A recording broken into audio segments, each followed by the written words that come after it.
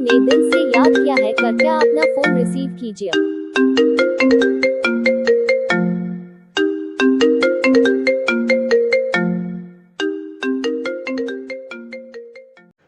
Hello दोस्तों, कैसे हो? आशा करता हूँ अच्छे होंगे। अगर आपको वीडियो अच्छी लगी हो तो चैनल को सब्सक्राइब करें और वीडियो को लाइक करें।